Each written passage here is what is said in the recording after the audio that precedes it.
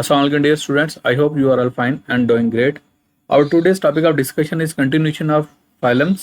हम basically kingdom animalia को discuss कर रहे थे जिसमें उसके हम डिफरेंट फाइला को देख रहे थे। कल हमने पोरीफेरा की बात कर ली थी और नाइडेरिया की बात कर ली थी।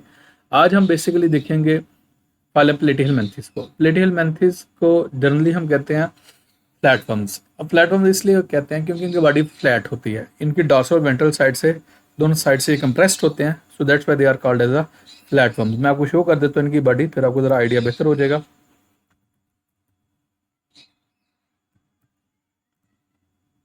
एक जनरल ऑर्गेनिज्म है, इसका एग्जांपल है प्लेन एरिया। अब प्लेन एरिया की अगर आप देखें बॉडी दोनों साइड से कंप्रेस्ड है, फ्लैट है, चिपटी हुई है, इसलिए हमें प्लेटफॉर्म्स कहते हैं।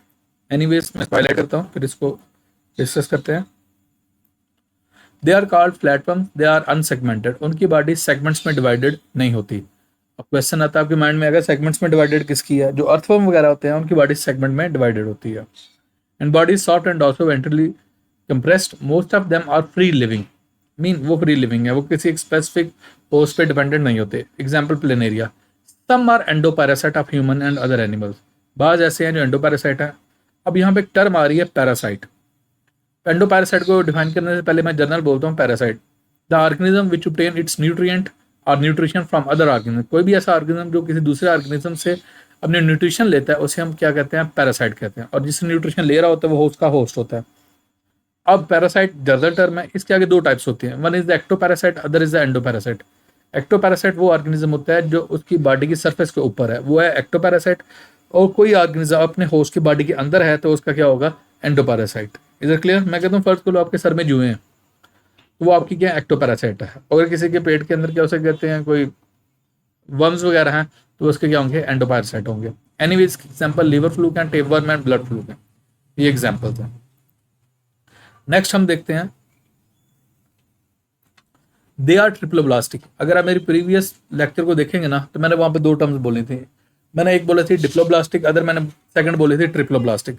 मैं कहता हूँ कोई भी ऑर्गेनिज्म जब उसकी डेवलपमेंटल की स्टेजेस होती है ना उसके दौरान उसके लेयर्स बनते हैं। बाद ऑर्गेनिज्म में दो लेयर्स बनते हैं, उन्हें हम डिप्लोब्लास्टिक कहते हैं, और बाद ऑर्गेनिज्म में तीन लेयर्स बनते हैं, उन्हें हम ट्रिप्लोब्लास्टिक होते हैं। तो बेसिकली जो ट्रिप्लोब्लास्टिक है इसमें तीन लेयर्स बनेगी, एक्टोडर्म, मेसोडर्म एंड एंडोडर्म। इसको हम देखते हैं। The tissues of the body are dried from three embryonic layers. Embryonic layer इसलिए कहते हैं क्योंकि ये एम्ब्रियनिक स्टेज में बनती हैं, ectoderm, mesoderm and endoderm. They are acoelomate. अब बेसिकली हमें तीन टर्म्स हैं जो आपकी बुक वाले ने आधी अधूरी इन्फॉर्मेशन दी हुई है, इसने पहले बेसिकली बैकग्राउंड नॉलेज बनाना पड़ता है। तीन टर्म्स होते हैं, एसिलोमेट, सुडोसिलोमेट और सिलोमेट। मैं आपको शो करता हूँ तीनों ही।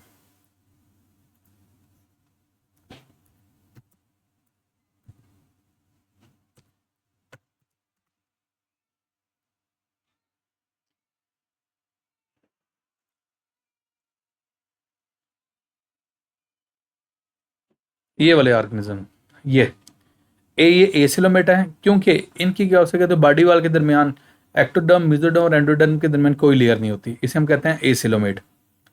अच्छा, ये है सूडोसिलोमेट। अब सीडोसिलोमेट में देखें यहाँ पे क्या हो सकते हैं, ये सूडोसिलोमेट है, इन्हें हम कहते हैं फाल्सिलोम। और जो होते हैं ये सूडोसिलोमेट है। Is it clear? और जो सिलोमेट होते हैं जिनके अंदर क्या होते हैं? ट्रू सिलोम होती है। Is it clear?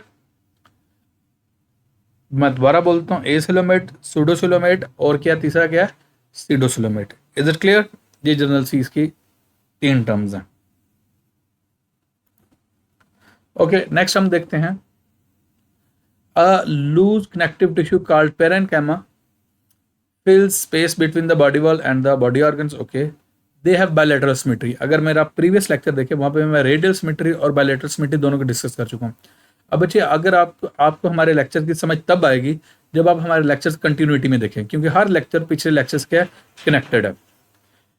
Anyways they have bilateral symmetry. मैंने आपको कल शो की थी रेडियल सिमेट्री और bilateral symmetry with distinct left and right side, जिसमें लेफ्ट साइड होती है और राइट साइड होती है, as well as dorsal and ventral side. Dorsal और वेंट्रल साइड भी होती है। अब समटाइम्स स्टूडेंट्स पूछ लेंगे हमारी डॉर्सल साइड कौन सी और वेंट्रल साइड कौन सी है। मैं ह्यूमन बॉडी की डॉर्सल साइड और वेंट्रल साइड शो करता हूँ।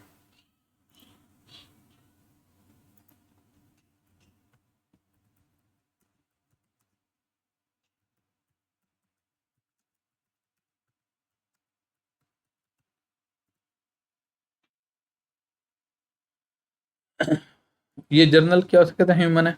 इसकी जो बैक साइड होती है, कमर वाली साइड जो होती है, that is the dorsal side, और जो फ्रंट साइड होती है जहाँ पे आपकी चेस्ट होती है वो आपकी होती है ventral side. Is it clear? Okay, next move करते हैं। They do not have respiratory and circulatory transport system, उनके अंदर रेस्पिरेटरी और सर्कुलेटरी सिस्टम नहीं है। They have a network of tubular protonephridia. अब ये प्रोटोनेफ्रीडिया क्या है? देखें, जिस तरह हमारे बॉडी के अंदर नाइट्रोजन वेस्ट को रिमूव करने के लिए हमारे बॉडी के अंदर किडनी वाला सिस्टम है ना, उसे हम एक्सक्रीटरी सिस्टम कहते हैं। इनके अंदर क्या हो सकता है, जो सिस्टम है दैट इज अ प्रोटोनेफ्रीडिया। अब प्रोटोनेफ्रीडिया का स्ट्रक्चर मैं आपको शो करता हूँ।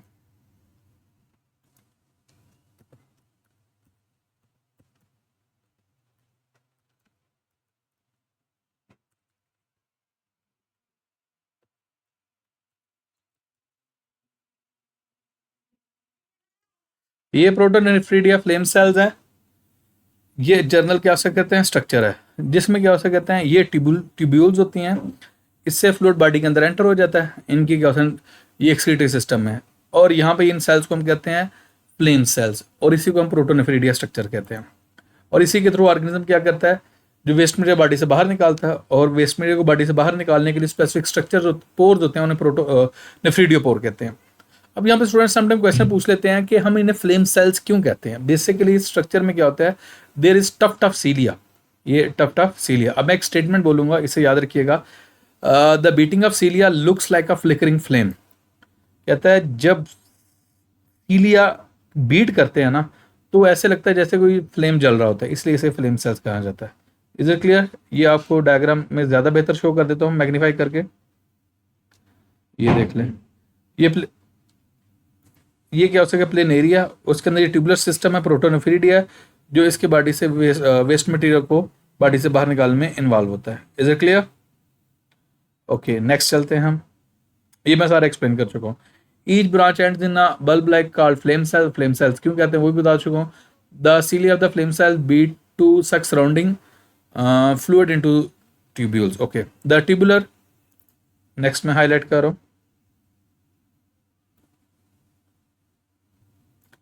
The tubules filter the waste material from the fluid and release them out of the body through a small opening called nephridiopore. उनके अंदर एक ओपनिंग होती है जो वेस्ट मटेरियल को बॉडी से बाहर लेके जाती है, that is called a nephridiopore. They have a network of neurons. Okay. There are cerebral ganglia. अब जो टर्म गैंग्लिया ना, ये प्लूरल है गैंग्लियन का। गैंग्लियन क्या होता है, एग्रीगेशन ऑफ न्यूरॉन। जो न्यूरॉन का एग्रीगेशन होता है, जो क्लस्टर होता है, that is called as a ganglia. At the interior end head के पास these ganglia are attached to the longitudinal nerve cord, उनकी length wise, and they are interconnected across the body by transfer branches. Transfer branches से एक दूसरे में connected भी होते हैं। Most free living platforms have two simple eye spots, हल्के हल्के से आई स्पॉट्स होते हैं at their anterior end face वाला एंड होता है फेस के पास, बेसिकली माउथ के पास आप कह सकते हैं। Platform reproduce asexually by fission. अगर एसेक्सुअल रिप्रोडक्शन में जाओगे तो उनमें क्या फिशन है, in which animal constricts its middle and divides in two pieces. Two pieces में क्या कर जाता है, डिवाइड कर जाता है। Each piece then regenerates the missing part, जो मिसिंग पार्ट उसको कंप्लीट बना लेता है। The sexual reproduction platforms are hermaphrodite. Hermaphrodite का मतलब पता क्या होता है, हैविंग बोथ सेक्सेस। किसी एक ऑर्गेनिज्म में दोनों सेक्सेस होना, मेल भी और फीमेल भी, ये बाइसेक्सुअल है। इसकी एग्जांपल ये प्लेन एरिया, लिवर फ्लूक है, टेपवर्म्स हैं। यहाँ तक मैंने आपको शो कर दिया है, एक्सप्लेन कर दिया प्लेटफॉर्म्स। इसमें जो भी आपका क्वेश्चन हो, you can ask in the comment section. Thank you.